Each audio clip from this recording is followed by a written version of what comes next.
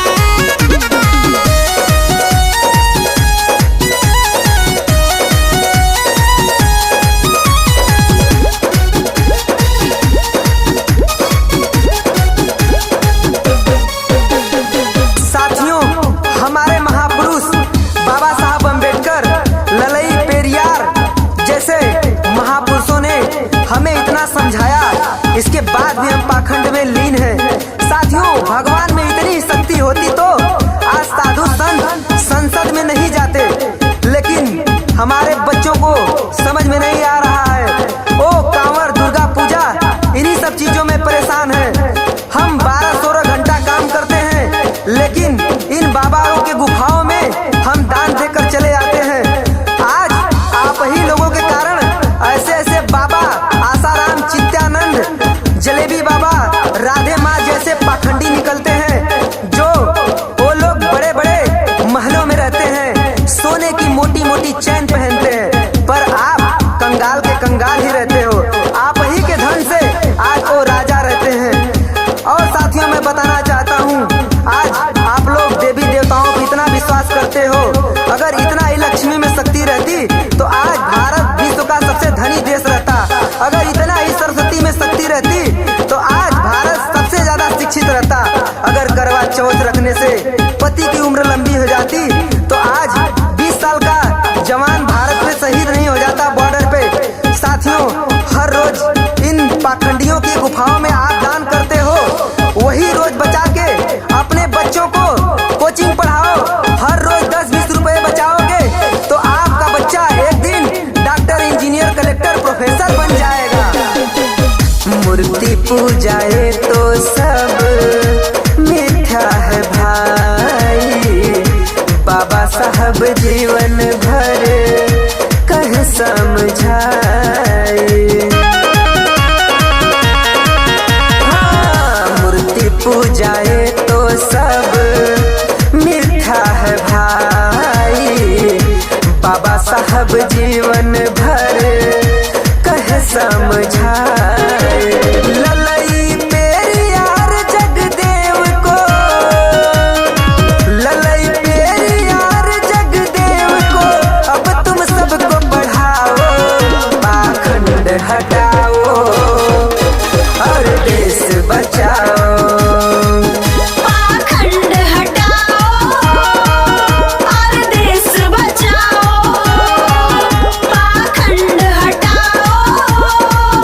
और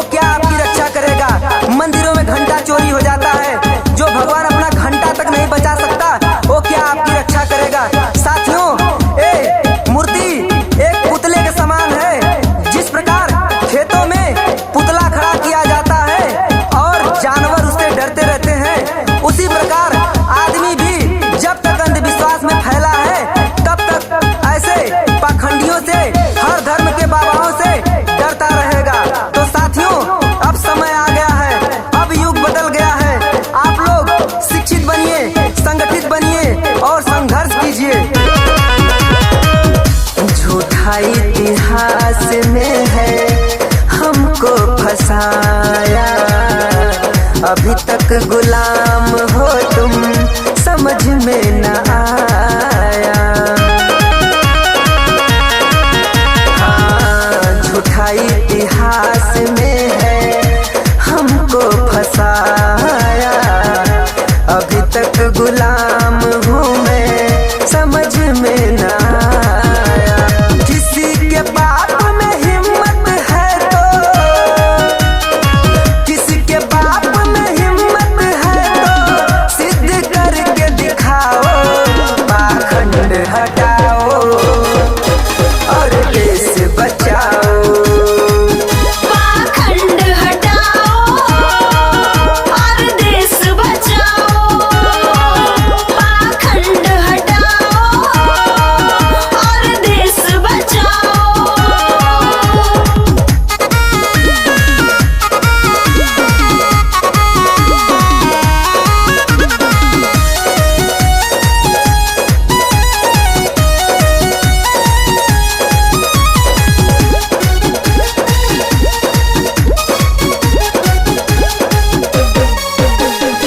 साथियों, किस भगवान की बात करते हैं?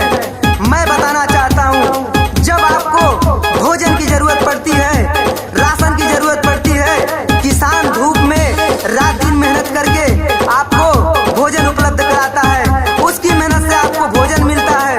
जब हमारे ऊपर कोई खतरा होता है तो हमारे देश का जवान हमारी रक्षा करता है। सीमा पे रात दिन -30 डिग्री के सेल्सियस में भी ओ खड़ा रहता है। इससे बड़ा हमारा कोई भगवान नहीं है। जब हमें चोट लगती है, जब हम बीमार रहते हैं, जब हमारा एक्सीडेंट होता है तो हमारी रक्षा डॉक्टर करता है। अगर हमें किसी सुविधा की गाड़ी, मोबाइल, ट्रैक्टर और भी किसी सुविधाओं की जरूरत पड़ती है तो वैज्ञानिक, इंजीनियर हमारे लिए काम करता है। किस भगवान की बात करते हैं? इस भगवानों ने हमें कुछ नहीं दिया है, सिर्फ हमें चोरी, हत्या और कपड़े चुराना, दही चुराना, माखन चुराना, यही सब सिखाया है। इसके अलावा इन्होंने हमें कुछ नहीं दिया है। जो भी कुछ दिया है इन इंसानों ने दिया है। अगर आपको इतना ही मदद करनी है, अगर इतना ही रक्षा करना है तो एक भूखे को रोटी दे दो, इससे बड़ा उसके लिए कोई भगवान नहीं होता है। एक प्यासे को पानी पिला दो, उससे बड़ा कोई भगवान नहीं होता है। खेत में किसान और बॉर्डर पे जवान है, डॉक्टर, इंजीनियर, वैज्ञानिक भगवान है। हो सबकी जो रक्षा करे वही भगवान है।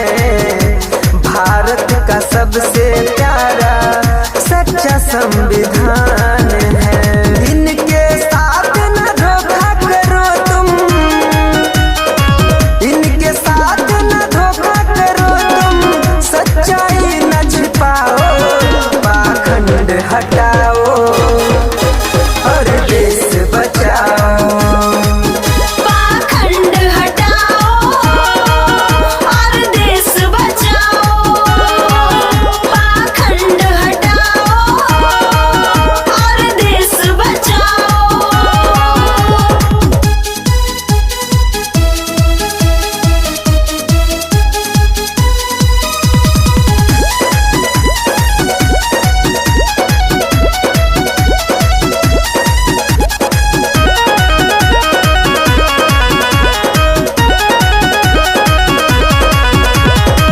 साथियों, मैं क्या बताऊं आपको, अभी कुछ दिन पहले आपने देखा एक बेटी का बलात्कार हुआ जो मंदिरों में, उसी के पुजारियों ने किया, मंदिरों के पुजारियों ने।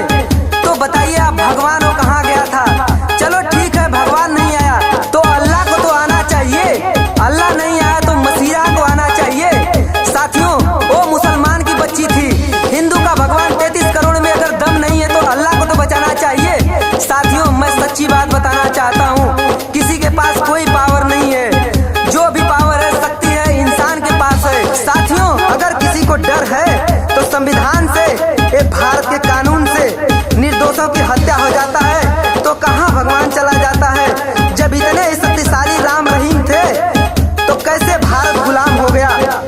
आप लोग हमारा खुल के सपोर्ट कीजिए। मेरा फोन पे, गूगल पे नंबर है 8423 463। मैं आपका ये सहयोग कभी भी व्यर्थ होने नहीं दूंगा।